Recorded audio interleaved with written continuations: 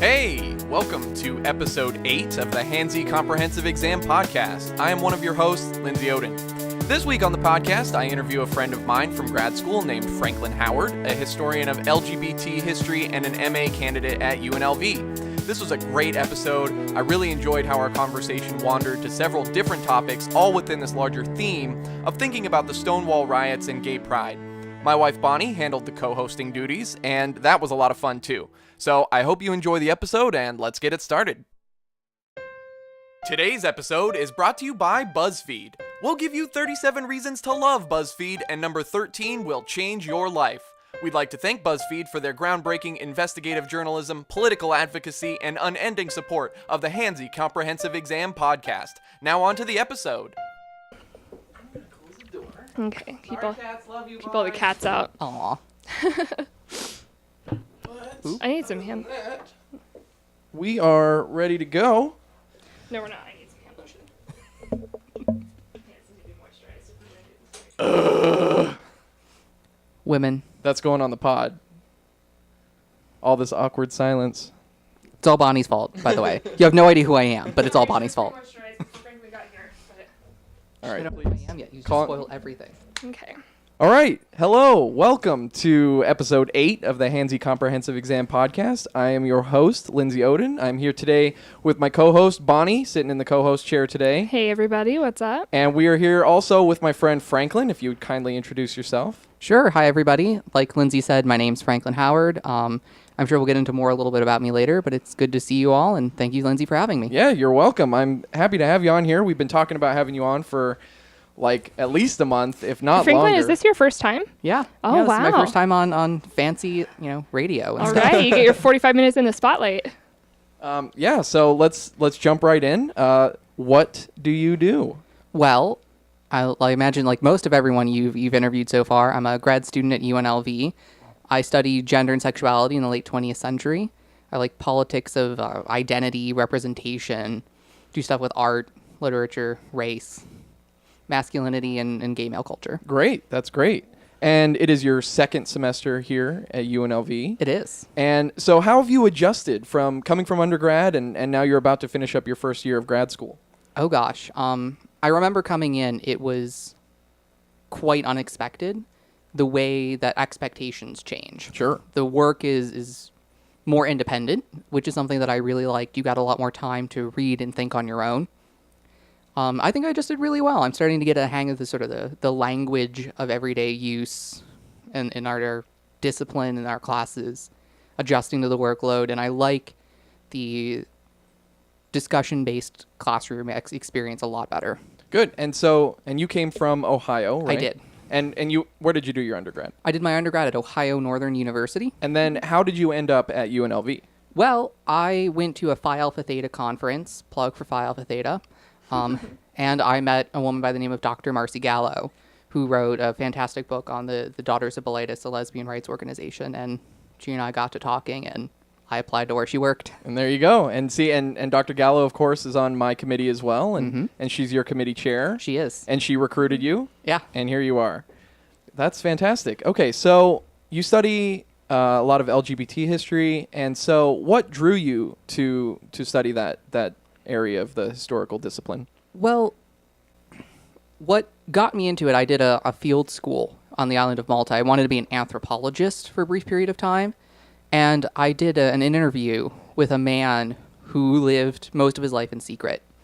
He was a gay man in a relationship for 30 years, and his family just had no idea. And it didn't hit me until I got back to the States a couple weeks later and just realized how much power that story had with me, and I wanted to uncover more. This is just really personal about connecting me and other people like me back to a sense of community. How did you end up in Malta doing work over there? Well, it was my junior year of undergrad, and the University of Leuven out of Belgium was sending mass emails to departments that had any international connection, and it ended up in front of the desk of a teacher of mine, and he recommended that I applied. That's great. That's great. Let's see here. What are your biggest influences. Who are your biggest influences? My biggest influences right now, sort of academically, I would have to say would be Dr. Gallo, obviously. Sure. Of course. And probably her advisor, Marty Duberman. Mm-hmm. I've been trying to get into a lot of his stuff, and I really like the way that he tries to write for a larger audience. And I like his sort of more avant-garde styles. I Sure. think that really works. Is there a particular work that he's done that has influenced you the most, or is just his oeuvre in general? Right now, I've only read his Stonewall and then his work on AIDS. Sure. So I haven't read any of his fiction, though it's certainly on my list to get to this summer. Definitely.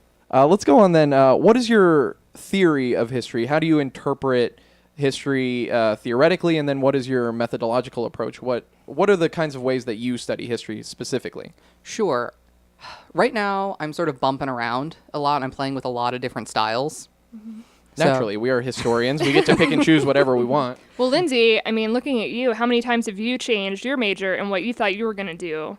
Well, in undergrad, I changed my major several times. Yeah, that's right. But I would say that my theoretical approach is constantly evolving. But, I mean, are there specific thinkers who have intrigued you besides people like Duberman? Oh, yeah. I'm been starting to try to read Foucault. I'm really interested in postmodernism. I've read it secondhand, and I want to go back to the original thinkers and actually play with it myself. I'm intrigued with Marxism. Reading Gutierrez's When Jesus Came, the Corn Mothers Went Away, and his use of Marxism has just sort of sat with me for a semester, and it's something I really want to try to use. Methodologically, still sort of bumping around there. I really like doing a lot more with oral history, that kind of research. Prefer more of a qualitative approach where I do a lot more interpretive elements rather than quantitative, but I guess that could change as I get And you've been older. working with the public history people as well, right? Yes. And what has your experience been with public history in terms of your research? Gosh, I've done sort of side research for the exhibition that's up in Lead Library working on LGBT relations with the labor community. Sure. And I mean, it went really well with the Culinary Union. They were very forthcoming about all of their activities with the LGBT community. Tell me a little bit about what the exhibit entails. Did you find anything that kind of surprised you? Or tell us a little bit about what you learned while you were putting this together. Sure, that's actually a really great question. I was actually really shocked by what I found working with a culinary. I had come off a summer reading Steel Closets by Anne Belay, who wrote about gay men and lesbians working in the steel mills of Indiana. Okay. And she reported a wholly negative experience. So I was sort of coming to the front with that idea in mind. So my experience with the culinary, they were very forthcoming about how positive they were with the LGBT community. They have a national network that's designed to work with the LGBT community to make sure every chapter of the culinary is working toward LGBT goals. They were the first union in the United States to offer same-sex partner benefits, and has been they've been at Pride for, God, I can't even tell you how long. They're just considered a staple. Now, why do you think it is that sort of the culinary, was it the Culinary Union that you were studying? So the Yes. Culinary Union, why do you think it is that they've been so progressive and so much more accepting, it seems like, before basically everyone else? So, if I understood your question, you're sort of this idea that, or at least why was this union so progressive? Exactly. I think part of it has to do with the demographics of the union. The union has gone from being, actually fairly quickly, went from a union run by all white men to being an organization run by racially minority women. And I think that had a lot to do with it. I think the area is also really important in terms of being connected toward a lot more of the West. The West has always been a place where gay men and women have come to escape sort of the oppression of the Midwest. And I think they were just in the right place in the right time, in the sense that there's a lot of people there that have that particular need. Okay. Yeah, and through some of my research in special collections, there have been several advocacy groups that started in Las Vegas, or that even chapters of organizations that started in San Francisco. So certainly our geographic proximity has been helpful. Well, That's I think we have California definitely on our side. Oh, I mean, that's a definitely. huge, Oh, yeah. dense population that tends to be... and super multi-ethnic. Exactly. Yeah, yeah. Great. Let's transition then. You sent me your outline for what you're working on this semester. Right. And so I would ask you for, what's a quick synopsis you could give of the project that you're working on? Sure. right now what I'm working on is an examination of Pride, so Pride parades, as a commemoration of the Stonewall riots. And I'm basically looking at how Pride has evolved, and I'm sort of answering the question of whether or not it is still a commemoration of Stonewall in the same sense as in the 70s. Now, just for any listeners that aren't familiar with it, can you just give us sort of a brief synopsis of what you're referring to when you say Stonewall? Sure. Back in, and it was June 29th, 1969. People argue whether it really started the 28th or 29th, but the gay male, lesbian, transsexual, transvestite members and patrons of the Stonewall Inn, a bar in New York City, rioted against a police raid, and it became known as the first sort of push toward gay liberation in the United States.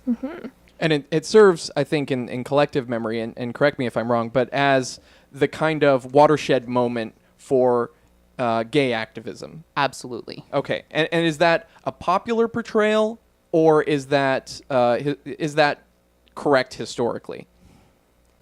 It really depends on your interpretation.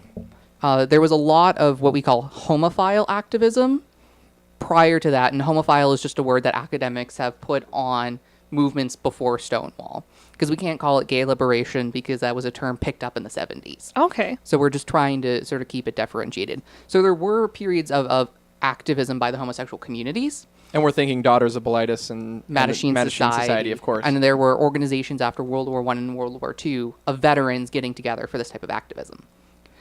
But in certain historical contexts, and especially within population writ large, Stonewall was that watershed moment. That's fantastic. So you're tying the Stonewall riots, 1969, to what developed in the subsequent decades, which is the gay pride celebrations. Yes. Could you elaborate just a little bit more of how you think those gay pride celebrations, how they started, and what is their relation to the Stonewall incident? Sure. Actually, the Pride Parade really started as a commemoration of Stonewall. Right after it happened, a lot of activists who were part of the Mattachine Society, the Daughters of Bilitis, said, we need to do something with Stonewall. Almost to a T, that's what they said. And they decided to do what was called an annual reminder. And so they would go to the place where the Declaration of Independence was signed in Philadelphia on the 4th of July, and they would march around to remind Americans that not everybody has the liberty that was proposed under sort of the mythos of the American democracy. Right. That went on for about 5 years, and it just really didn't pick up. So they needed to sort of branch out, and at that point we get the Christopher Street Liberation Day, which was really the first gay pride parade. And where is that held? It's along Christopher Street in New York City. In New York. Yeah. And what is then the relation between what's happening in New York and what's going on in San Francisco at the same time?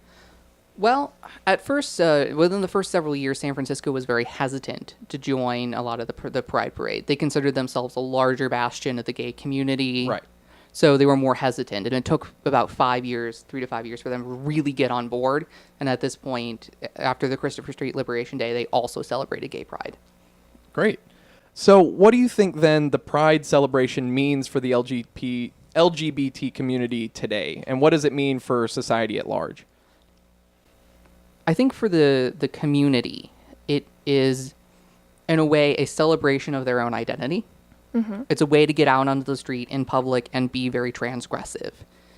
Not as non-traditional sexual identities are becoming more mainstream. That's sort of shifting a little bit, but there's still this idea of being transgressive and being out in public with your own community very visibly. Now, Franklin, I just want to ask you a question. Sure. So, and I'm glad you used that exact term. And you said just now that you feel that, what did you say, that sexual identities are becoming more mainstream? Non-traditional sexual identities are becoming more mainstream. And I want to ask you about that.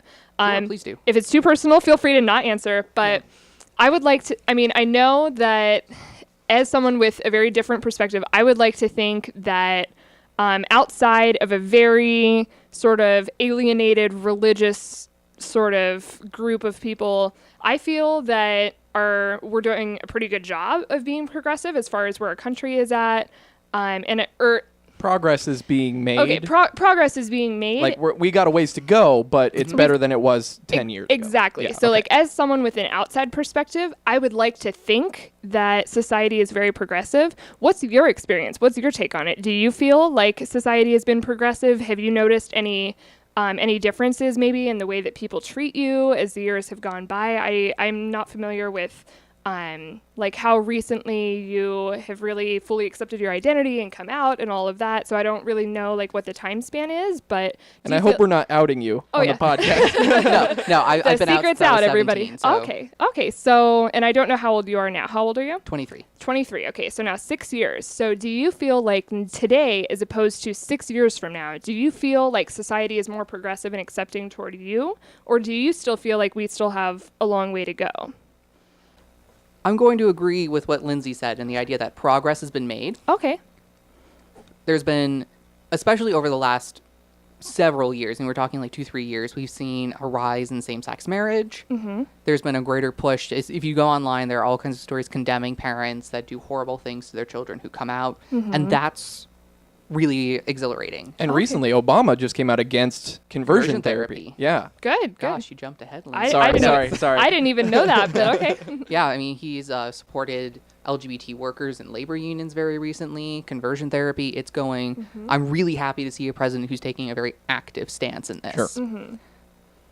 Where I see society still has more to go, and this is true with a lot of other people who exist on the margins, is the ways in which the LGBT community has been represented in media. Okay. So if you look at shows like Modern Family, Exactly, The New yeah. Normal, Glee, there's a recent movie released, I think, within the last 2 years called GBF, which is about the gay best friend phenomenon. Oh boy, I could talk forever about how much that annoys me. But Exactly. I think it's been a straight washing of particular parts of queer culture and queer identity to make it bite-sized and appropriate for the mainstream. And I think that's still. Would you agree with Duberman's assertion then that the radicalism of gay liberation was stripped from it because of the emphasis on marriage, right? Which is, like you were saying, the straightification of the movement, which is, it's made it revolve around this straight institution and equal rights rather than liberation. Absolutely. I think that's a really, really spot-on assertion. We've lost a lot of the radicalism of the gay liberation movement, and we've dropped people from that movement as we proceeded. There's been sort of a separation of homosexuality and transsexuality. You know, the community just sort of said, go figure it out for yourself. We're sort of on this other trajectory. And I understand the move toward marriage in the sense that the AIDS crisis in the 80s and 90s, how do I say this without being blunt? be blunt. That's what it's for. That's what The this is fucking for. podcast. Yeah. I was gonna say, killed the gay liberation movement, both Okay. literally and figuratively, which it was just a huge blow to the movement, to the spirit, and it was a giant reconfiguration because in order to get the governmental help, you had to be likable. So, and they had to regress towards the mainstream, Absolutely. right? To be likable, to garner that kind of support, and to get, of course, mainstream support from people who are not particularly liberal, not particularly progressive. We had to be just like everybody else. Right, you had to come Exactly. towards the mean. That's interesting. That's Okay. really interesting. What I find interesting is that you bring up the point of you feel like homosexuals or LGBT have been sort of pressured to become more mainstream. And then on the opposite hand, we have the problem of almost LGBT people being hyperbolized in the media. So what do you think is sort of like a happy medium between the two? Or what do you think you could do, or what do you think could be done to possibly help to correct this problem and sort of bring our society more toward a happy medium? I think what I would like to see is more of an LGBT community and getting involved in major more networks visibly. Okay. We have networks like Logo that are able to hyperbolize queer stereotypes appropriately in ways that are politically meaningful or socially relevant. And to do that as an outsider of the community, it's more offensive because they just don't quite get some of the differentiations. I like the appearance of more LGBT characters in places that are less assumed. For example, Disney Channel very recently had a lesbian couple with a child in one of their television shows, and that's actually a fantastic change.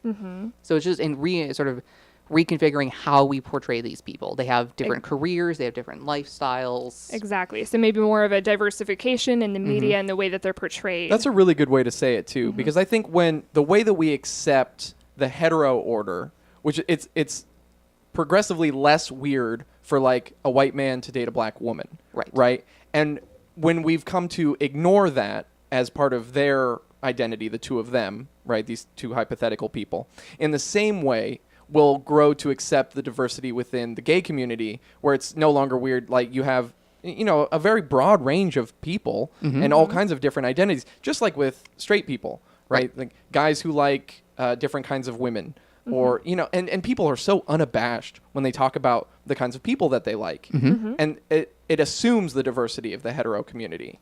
And we've, I think, placed the gay community into a kind of, we expect there's expectations, and when those expectations fall away and the diversity can be seen, or let the diversity fall away as well, right? Where it's no longer an issue, where we don't have to debate the kinds of identities that exist. I think something that kind of bothers me probably the most is, especially when I'm watching TV shows or movies or, what have you, when I see gay men portrayed, it almost feels like in a lot of media representation that gay men are almost expected to act like women. And I think that there's an important point to be made there in stating that gay does not necessarily equal feminine, and that the two are not necessarily correlated. And think about the sexism that it says about women. Exactly. Absolutely. It's like I see a lot of hyperbolized sort of portrayals of gay men as being, very flamboyant, only wearing pink, all these things. And while that's definitely true for some people, it's definitely not a blanket representation of all homosexual men, that are out there. And one experience that I had was when I was talking to one of my managers at work, and who's a gay man, and another one of the girls on our team said something to the effect of like, oh, you're so clean, something about oh, you're always clean and you dress so well, it's you almost dress as well as like a girl. And I was like, hold on a second. And my manager actually spoke up for himself, and he said, okay, you have to understand, like, I'm still a boy. Like, there is still like just because of the fact that I'm gay, it doesn't mean that I'm just automatically have all of these female traits about me. I think it's just, I'm rambling now, but the point that I'm trying to make is that I think it's important to make that assertion that gay does not necessarily equal having completely 100% female or traits that are stereotypically considered female. And if we could bring that back to Pride real quick. Yeah, I think sure. we'll tie this in. Is then Pride a kind of counter-narrative where the representations of the gay community are so extreme and so flamboyant as to say, this is the one time of year where these things are exercised, and then the rest of the year we are more normal? Does that make sense? No, that makes a lot of sense. I think looking at a lot, and I'll preface, I've never been to Pride, which is something that I'm incorporating into this literature. Now, I have to ask you, is there a reason you've never been to Pride? A lot of it had to do with timing. Okay. Unfortunately, and just I was never able to get down there. Oh, okay. I mean... But you haven't actively avoided it? You haven't sworn it off? No, I haven't yet. I'd really like to go. Okay. But, yeah, I've never been. But looking at the way things are portrayed, it is an idea of a counter-narrative. And I think part of it is the sort of whimsical flamboyance of the event is done not only in the face of stereotype, as in, this is how you see us. Right. So we're just going to do it. Okay. And do it our way. To ironize it, right? Exactly. That makes a lot of sense. And I think also part of it is a very small admission that there are parts of these stereotypes that are still living, but they're okay. Exactly. And I think it's important to also make that point that either end of the spectrum is okay and it's acceptable, but it's not acceptable to pin everyone in the group onto one particular point of the spectrum. We need to recognize that it is a spectrum. Now, I was looking through your primary source documents, Sure. and I saw you have this article from the Columbus Dispatch, and the title of the article is Pride Parade's Poor Taste hurt support for gays. Yes. And I was wondering how are you using that article in your paper, and what does that say about? I mean, how do you interpret it, and is the author on the right track, or are they completely misleading? But before we start talking about it, can you sort of summarize what an example of what one of the things was considered in poor taste? The article, but this is a common criticism I think that we hear, is that there's a lot of gay guys who are walking around practically naked, and overt sexuality. We don't want our kids to see that. Right, that's what I think I've seen a few times, that same criticism. We don't want our kids to see that. So what is your perspective on that? Sure, and I want to chip in a little bit on that article, too. Sure. This article was written by a member of the community, and his complaint was, again, about the flamboyance and about the overt sexuality. Okay. So the leather men out on the street, the more open display of S&M culture, do the dykes on bikes get to lead the parade? What about the topless women? That kind of narrative. Who gets to represent the community? And what I wanted to do with this article, and I'm not sure I'll have time to do it in this particular rendition, and I want to, is showing counter narratives to pride. So showing how By the gay community? Yes, Nice. with that disconnect between this idea of what pride may or may not be. In essence, there's a group that doesn't subscribe to this narrative. And again, I'd like to use it in that vein, and I'm interpreting it as a larger political discourse about identity. Who are we? And it's answering the question, who gets to represent the community? And I think pride is a place where we get to meet that out because it's so much in the public's eye. And that's such a great point, too, because it points to the way that the term pride, right, to have pride, to be proud of your identity and everything, and then to link it to this very specific manifestation, is to say, does that invalidate the experience of people who do not participate or do not feel pride in that way? That you can take pride in your identity as being a member of a certain community and then reject its most visible manifestation. Honestly, I think that's where it's going. And I'd like to work that out a little bit more because pride does not, even though it's gotten bigger, and I'm very happy to see various LGBT organizations involved. You know, GOAL, the Gay Officers Activist Alliance, I think is what it is, but it's for gay police officers. I like seeing that diversity, and I don't know, I'm still struggling, especially with this paper. I've begun to struggle with the ideas of gay pride and gay liberation over what that really means, because it doesn't reflect my life. Right. So, In what way does it not reflect your life? Like, what are some differences that you would pinpoint? I think it's the way that I exercise my sexuality, in the sense that I have made it a part of my life, and through my study, it is a defining factor of my life. But I don't see myself entirely differentiated from society writ large. In ways I do, in ways I don't. I'm going to let pride continue. I think it's fantastic. I love to study it. I love to look at the rhetoric that's involved. And I think it's important to see that kind of community outreach. But it also excludes particular types of gay men, in the sense that there's a larger meta-narrative about the coming out process and the pain involved in being gay, and there's also a disconnect from the true legitimate history. And it sounds like when you say that it sort of seemed to alienate some gay men, the way you talk about it almost sounds like you include yourself in that number, that you feel like maybe you've even been a little bit alienated by it. Absolutely. There is a anti-intellectual bent to the larger gay male community. In the sense that it is not everywhere, but in my experience, it's been sort of a disconnect between me and other individuals when I talk about how I study gay male culture. And I start getting into the middle of it, and I can say things like, well, the way we remember Stonewall is incorrect. There are people that are left out. For example, it was the street queens who threw the first punches. And that's something that's completely written out of the record. Wow. So it's that idea that I'm sort of attacking that memory that makes me feel very disconnected. Interesting. And I'm sure there's probably a large disconnect, too, in the same way that there's a large disconnect between academic historians and the public, between the queer theorists who are working, that's high theory. You know, that's very much wrapped up in postmodernism and post-structuralism and you know, all of these very high concepts which are not accessible to the layman, and the divide between them and the gay community at large. And I don't know, maybe you can speak to that too. Is the same kind of anti-intellectual flavor, perhaps? Sure, I think that's part of it. I think another disconnect, I mean, I'm not entirely sure about that per se. I think another person would be a little bit better to speak on it. But I think the other things too is that really within very recent memory has the gay community come out of a period of being studied. That's a really interesting point. Mm-hmm. You know, we've been studied as psychological subjects, sociological subjects, and then, you know, AIDS is these, you know, medical again. Right. And then in the 90s is sort of a new political force. So it's sort of a time where they're like, leave, you know, there's a sort of an idea as a community, leave us alone. Just sort of let us, you know, no more studying. It is what it is for a while.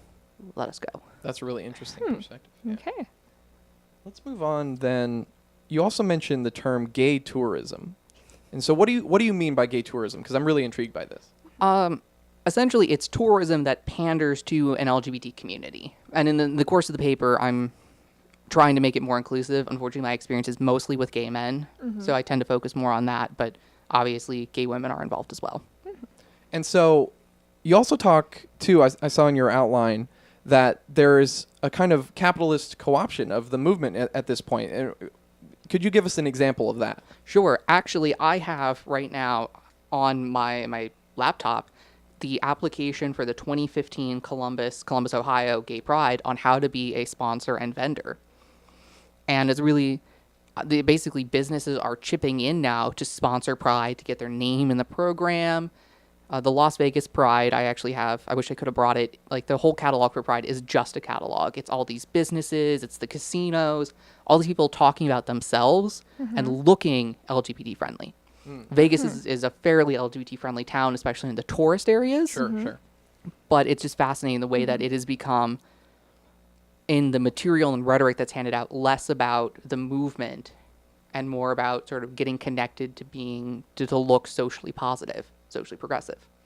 And of course, that would make you marketable in terms of a wide progressive audience who would say, here's a company. This is what I think too about like breast cancer research and things like that, is it might be that deciding factor between products that you choose. You might choose the company that has chosen to be more friendly to the gay liberation movement, and then, you know, they make more money off of it. No, that's absolutely it. I mean, I went to the Pride Festival in Vegas, which isn't the same as the parade. I've never seen a parade. But it was booth after booth after booth of vendor. Right. Selling something. So, you know, Verizon, AT&T, Progressive Insurance, Allstate. And it's all about selling their product. Did you, and maybe this is specific, did you see advertisements by Coke or Pepsi? I don't believe they had a booth, but I mean, obviously Coke and Pepsi products were being distributed by all of the food vendors. Right. And I just saw that both Coke and Pepsi support the Creation Museum, which means that they're playing both sides, right? The social conservatives, the religious conservatives, as well as the Pride celebrations. This is not about corporate ethics. This is all about making money. It's exploitative. No, that's exactly what it is. There was a book on there on gay tourism written by a man from the community, and he quite frankly said, these are the methods that they use. He writes for businesses to get them involved in Pride and all these other community events to look more friendly so that they can sell more stuff. Of course. It sounds like you have done, obviously, a lot of study about LGBT culture, representation. My question for you is, do you feel like it's changed you? And if so, how? Do you feel encouraged? Do you feel discouraged? Do you feel like maybe your perspective has changed a little bit since you've dug into it? Just because I know that a lot of the time when you study a subject so intensely, very often the viewpoint that you have and the perspective that you have going into it is often not the same as what you have after you've learned everything that you've learned. And obviously, I consider you to be a pretty credible source. I imagine you've done your research. So do you feel like it's changed your perspective at all? And if so, how? Oh, yeah. My perspective has definitely changed. I think that's an awesome question. So if you can, edit that somewhere Sure. appropriate. All right, I'll put it in. Or just leave it where it is. I don't really care. But I think, sort of to just tell everyone, this intellectual project is incredibly personal. Because growing up, it's really interesting because you learn heterosexual history your entire life. And then when you hit that realization that you don't belong in that culture, it's a very jarring experience. It's very much sort of a culture shock where you're like, oh gosh, I don't know anything of my people. It's sort of, there's no very good facsimile unless you somehow like hide a child for years and then show them that they're adopted and black. Like you just like give them that realization where they're like, I'm completely disconnected from this world around me. Yeah, because every parade is a straight pride parade. Right. Yeah. And I mean, just culture in general. There were no queer heroes that were shown to me. Of course, I grew up in the Midwest in Ohio, so there's not a lot of connection to queer movements at all. So there was no queer heroes. Stonewall was very casually mentioned in my AP US history text as sort of a bizarre blurb in the side, those little like side panels like, oh, by the way, this happened. So it was a very personal project going into it. And it's changed how I perceive sort of gay culture in general. And in some cases, I'm very, very happy that I'm seeing a lot more in terms of literature, a lot more in terms of movies, actually showing that gay people exist. Yeah, I stay on top of children's literature that's being produced, and that's some fantastic. But in other ways, I'm getting more discouraged because I'm becoming more critical of the gay liberation movement. That's a very interesting point. That's a point that surprises me that you would take, but I'm happy that you...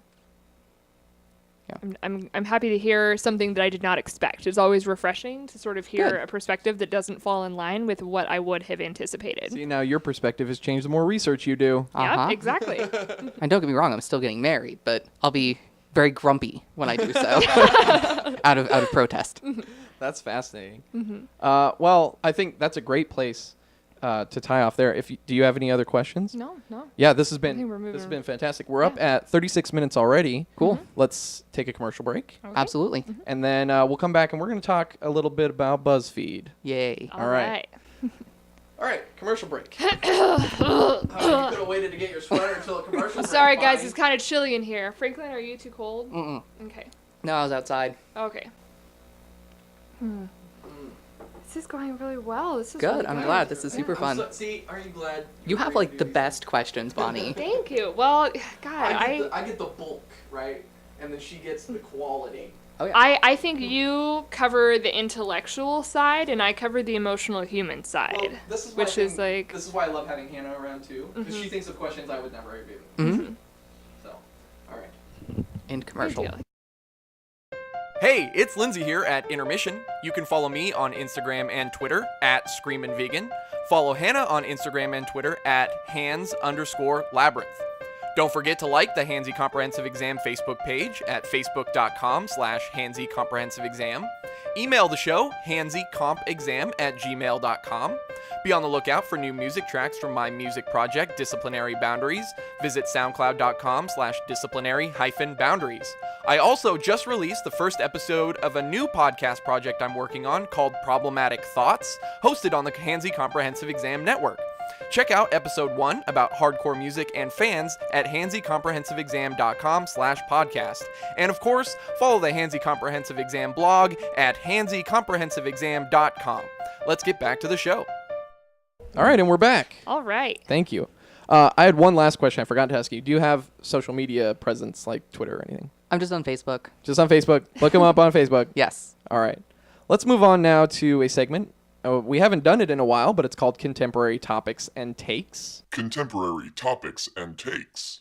Today we're going to talk a little bit about what's been happening with BuzzFeed in the last couple weeks. And so I'm going to read you a few clips here that I've taken from around the internet.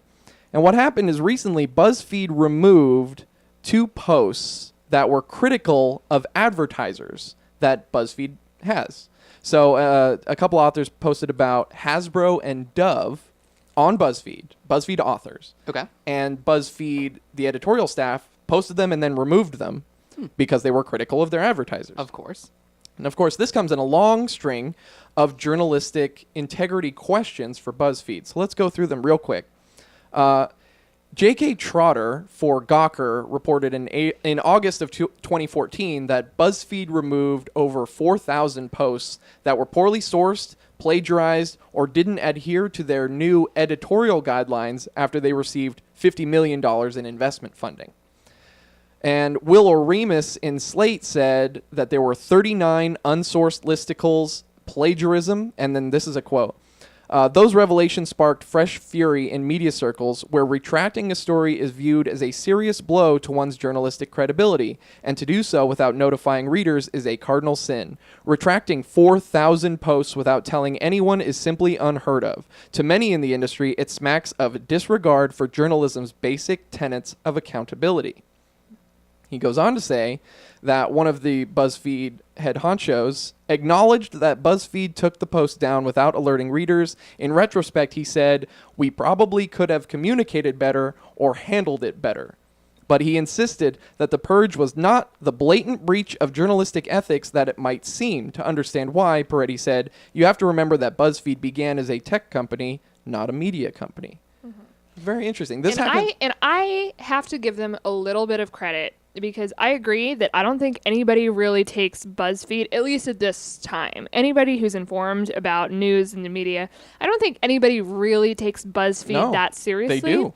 It's the 44th most visited website online. It rivals Fox News. And they're attempting to become, well, I'm sorry. take that as you will, but laugh. FoxNews.com attracts a lot of attention for being a news site, and so does BuzzFeed now. Okay. And so when we think about people do, because BuzzFeed articles go viral, that's how they're purposefully marketed as the viral products. And that happens in August of 2014. Okay.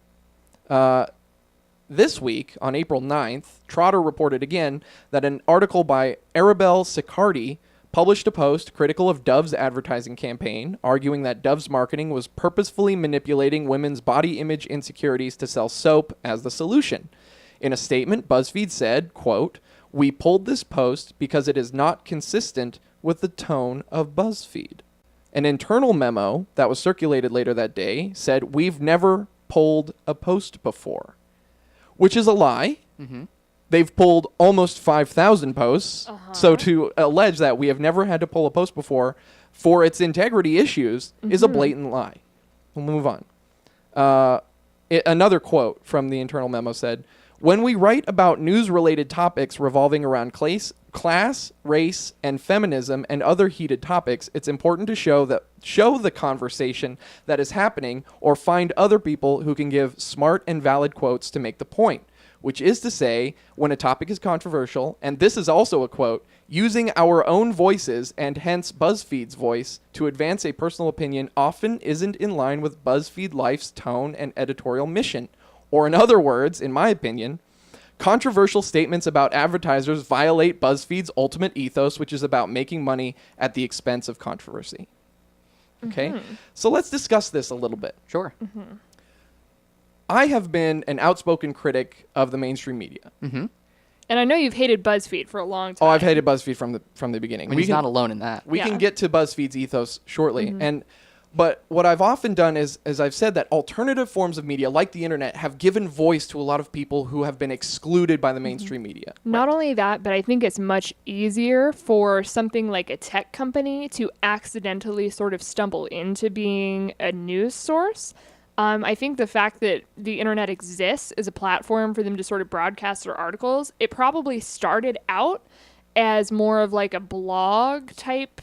Absolutely. Is more of like a blog, and I think that maybe they've had a little bit of a hard time maybe keeping up with the evolution of their own corporation. No, and here's the thing. They've been recruiting actual journalists to come work for BuzzFeed from companies like the New York Times. They're hiring, I put this in quotes, legitimate journalists to give themselves editorial legitimacy, and yet, they pull these stunts, which shows that they are not a journalistic entity. Exactly. No, I actually saw a satirical video from Cracked.com on YouTube the other day. Yeah, I love Cracked. And it was talking about how the internet has changed journalism because now everybody is a journalist. Exactly. And they were making reference, in my opinion, to BuzzFeed. Yep. And then some of the comments they were making, because it was all about the fact that when you share something on Facebook, which is one of BuzzFeed's major outlets, it looks like you've discovered something. And it has to be these personal stories in which you are directly affected. Of course. Because people share things that they feel are relevant to themselves or things that they strongly agree with. Or things that would be relevant to their friends. Right. And usually by proxy themselves. Of course. And I think BuzzFeed has picked up on this trend. In fact, I believe they in a way sort of created this trend because that's their major moneymaker. And if you notice, a lot of the BuzzFeed articles have titles like 27 things that you will only understand if you're a white college girl, or like 27 things that you'll only understand if you're a Starbucks cashier, or like 35 things that you'll only understand. And it feels like a lot of the articles from BuzzFeed that I've seen seem like they're just throwing lines out, trying to appeal to all these different groups of people and create.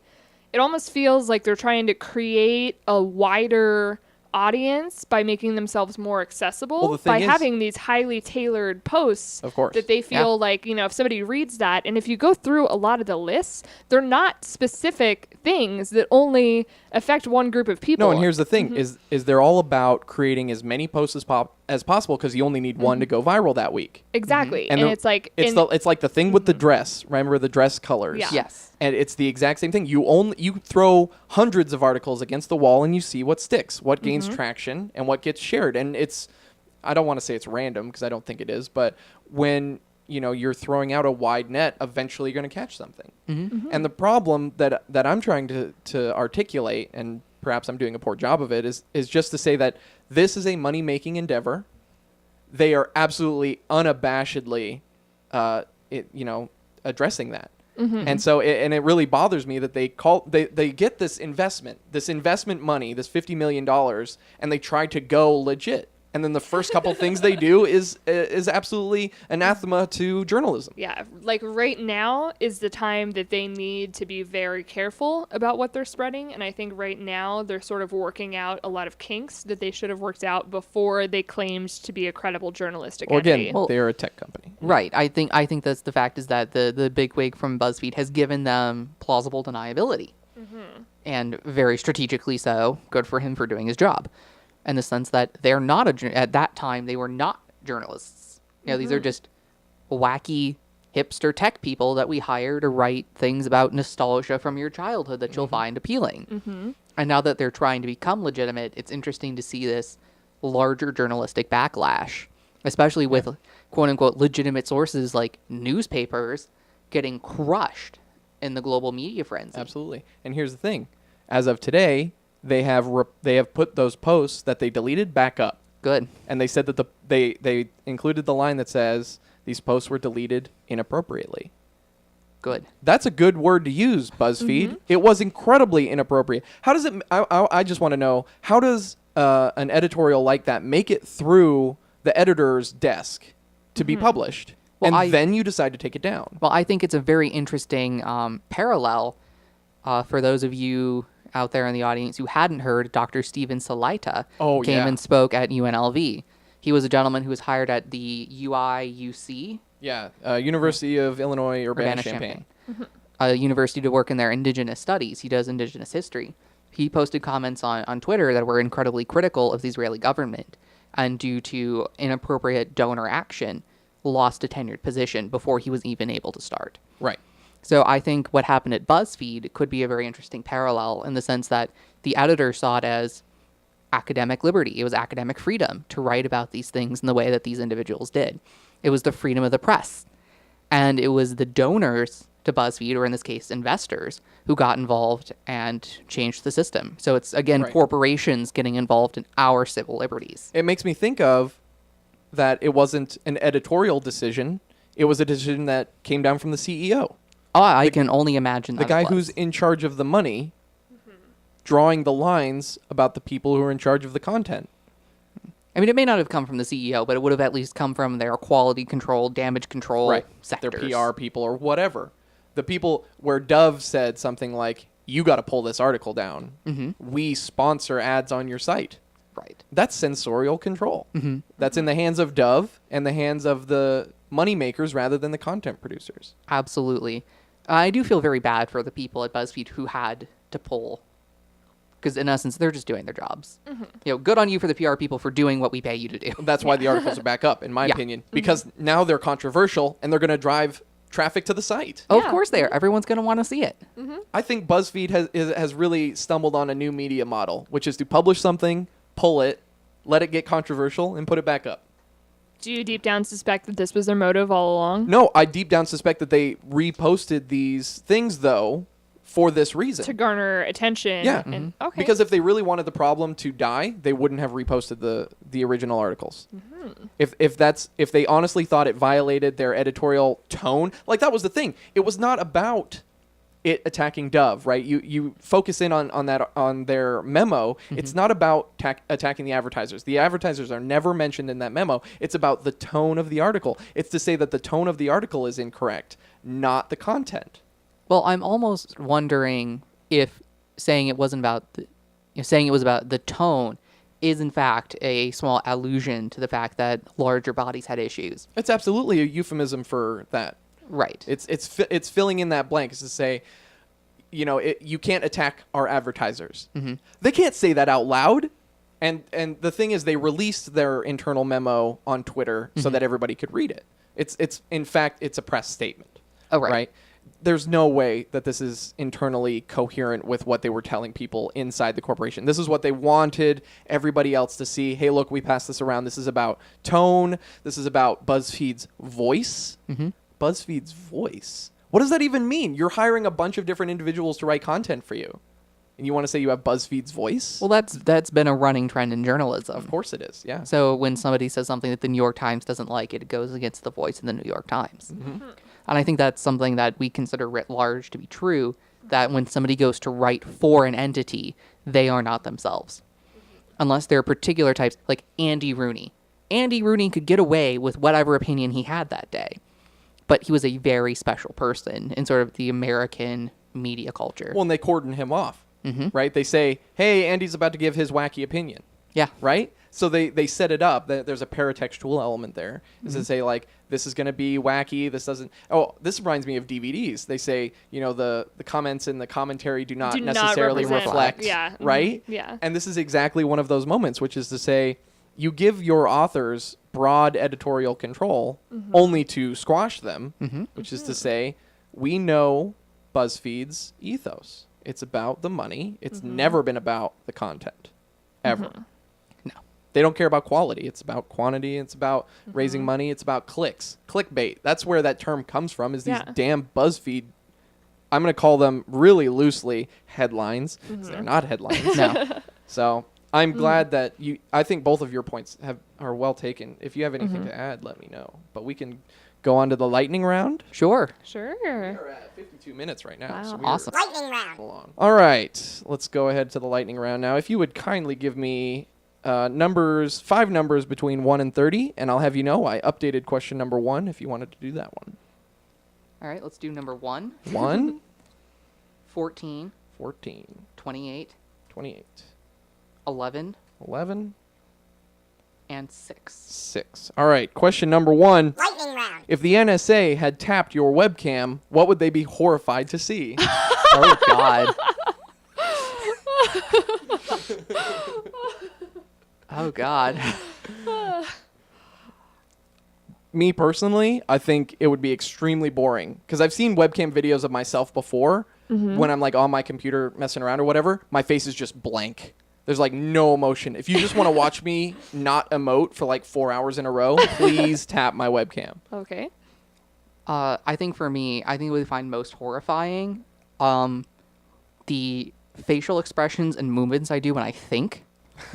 I have to work with my hands. So I'm 23. On my desk, I have like a Slinky. I have like silly putty. So like I'm like doing this like, so I've got like Foucault like propped up and I'm like making a clay stegosaurus. That sounds like an excellent way to study. Oh my God. Why has that never occurred to me to like, Well, maybe Okay. you're not a tactile learner like that. well, I am though. I feel like I am, but wow, I'm going to try like playing with silly putty the next time I'm reading something informational and see if my Sure. information retention is a little bit better. Let's go on then. Question number 14. Lightning round. What is your favorite kind of animal and why is it cats? I think there's a joke in here about journalistic integrity. I'm controlling the narrative. Well, my favorite type of animal is the hippopotamus. Oh, interesting. I think they're adorable. And I find the fact that they like kill so many people just so terribly ironic that it's enjoyable. I think there's something beautiful about an animal that is just known for being cute and obese, but it also kills more people, I think, Than crocodiles. than crocodiles. They're yeah. super territorial and super aggressive. Though I do love cats. Lightning round. Question number 28. Would you rather own a video game studio, art gallery, record label, or publishing house? I think out of all of those, I would like to own an art gallery because I would like to open the artistic narratives more. Art galleries they've went into commercialization and then they sort of stayed there, and there was a period where they became slightly decommercialized in the sense that more artists were getting involved. But I would like to create sort of a more alternative art gallery that was not bound by commercial trends so that artists could actually Yeah, experiment. you want to be avant-garde, right? But not avant-garde in the sense of being like hip. Sure. Okay. And in the sense that like I actually want artists to do art. Like I just want to display. If people want to buy it, great. But the whole art gallery would not be designed to sell things. I think that's a really interesting concept, would be to open an art gallery and maybe only accept art that had been denied by other art galleries. Right. And it's fascinating because pieces that we now consider part of the American canon, like Marcel Duchamp's Fountain, was rejected from the art world beyond all imagination. Yeah, and you hear all these people who say, I hate modern art. It's like, well, you've never looked at modern art, buddy. Yeah. You cretin. Lightning round. Number 11. Dungeons and Dragons or Settlers of Catan? Dungeons and Dragons. Oh, that was Hands down. quick. That was Fast a answer quick on that one, yeah. I am a nerd. Yeah. I have a level 11 gnome ranger who's blind, who through severe misfortune was blinded and now has a seeing eye griffin because my dungeon master owed me a ton for Okay, that. I have to tell you, in my head, your level 11 Gnome Ranger character is just a short version of you on Halloween last year when you wore that outfit. Oh yes, actually. Only I'm much And I more really- racist. Okay. Oh, goodness. I'm actively racist against all goblinoids. Oh, okay. Were you wronged by a goblinoid as a Yes, youngster? which Okay. explains my backstory as a character who is a savant in seduction. A rogue gnome seductress. Well, shit. We've been talking about starting a D&D game for months, and now we just got to get on that. Lightning round. Yeah. Number 6, last question. What song are you currently jamming that you can't stop listening to? Oh my god. Pretty Baby by the Spin Doctors. Oh, that's not a bad song. No, it came out of You like say that like completely. you're surprised. No, I'm not surprised. It's just like, oh, I know that song. I don't even remember, like, I heard it like on the radio as like I was parking my car, and now I just can't get it out of my head because I couldn't remember the name, I couldn't remember the band. I had to like look it up by like typing in the lyrics. Sure. That's how I find every song ever. Yeah. I just type like 5 or 6 random words that I picked out of it, and then Google usually brings something up. Oh man, I'm not gonna sing it because that would be awful. But let's that's all for the lightning round. Thank you. Let's move on to recommendations. Are there any new TV shows, music, albums, movies, articles that you've read, books that are intriguing you? We can start with you if you'd like. Sure. They're not entirely new books, but they're fairly recent. I would recommend sort of 2. I'm reading Stuart Brand's Whole Earth Discipline, which is an eco-pragmatist sort of manifesto. It was just a scathing critique of the environmental movement and ways that the environmental movement can learn from the way societies grow and develop. Sure. The second book would be How to Be Gay by David M. Halperin, and it's a critique of American gay culture and respectability politics. And it was the book that like shoved me into my current trajectory. Interesting. And Halperin's a big deal, right? Oh yeah, he's super well respected. great. And then for music, I'm going to recommend an album by Matt Fischel, Fishel, called Not Thinking Straight. He's an independent queer pop rock artist out of the United Kingdom. That's great. Wonderful. Bonnie, Yes? what are your recommendations? Oh boy. I didn't know I was going to be interviewed. Well, you knew you were on the podcast, All and I right. get a recommendation from everybody. Probably my recommendation is going to have to be, it's a song by a British a British songwriter and singer named Jacob Banks, and the song is called Worthy. And I think I like it because it channels sort of this spirit of a very popular song that a lot of people know called Take Me to Church by Hozier. Unfortunately, I've heard, which is a wonderful song. Unfortunately, I've heard it about 5,000 times now, and I can no longer fully enjoy it.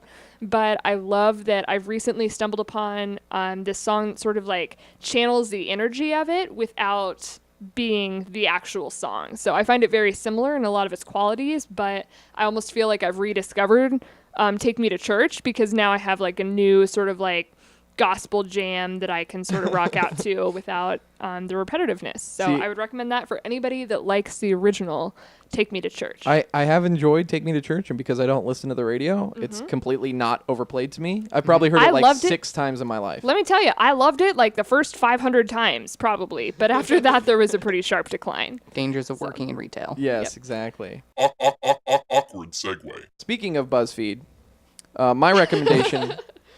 No, I'm Speaking editing of it. RoboCop. Yeah. I'm editing it in. I'm editing the Okay. podcast. Sweet. This is meta discourse for all of our listeners. Because they won't get it. They won't hear it in order. It's all going to make sense to them, and they won't know which part I edited in and edited out. So what are your recommendations, Lindsay? Thank you, Yeah. Franklin. My recommendation this week, speaking of BuzzFeed, is a book called Advertising in a Democratic Press by C. Edwin Baker. And it was originally published in 1994, but it was recently republished in paperback by Princeton University Press. And he argues, Baker does, that the censorial power of advertising is more dangerous than government censorship. It's a fascinating read, and it's short. It's relatively short too. But like I said, it's about the dangers that advertisers pose to the press, and he argues that, of course, the press is key to an open democracy, and therefore, when you allow these corporate intrusions, you also endanger the future of American democracy. So I recommend that. Gosh, this has been such a great pod. This is like the perfect amount of time, too. Oh, well, thank you. So let's go around the room and say goodnight. All right. Goodbye, everybody. Franklin, I just want to thank you one more time for coming over today and being our guest. I feel like we've had a wonderful, wonderful time talking about stuff. About stuff. It's been great. It's been a pleasure. All right. Thank you very much, you guys. Your home is lovely. I love your cats. This has been wonderful. I hope to do it again. And, That's how you get asked back. See, people? For those of you in the audience who want to join us here at Hansi Comprehensive Exam, please write in and tell them about cats. Tell us how much you love our cats in particular. Tweet pictures at Screamin' Vegan of your adorable cats, and that's how you get on the Hansi Comprehensive Exam podcast. Thank you so much for listening, and join us next time when we interview somebody else who I hope is equally as interesting. Thanks a lot, and we will talk to you later. Boom! Boom. Oh, it was good. Franklin, you're a champ.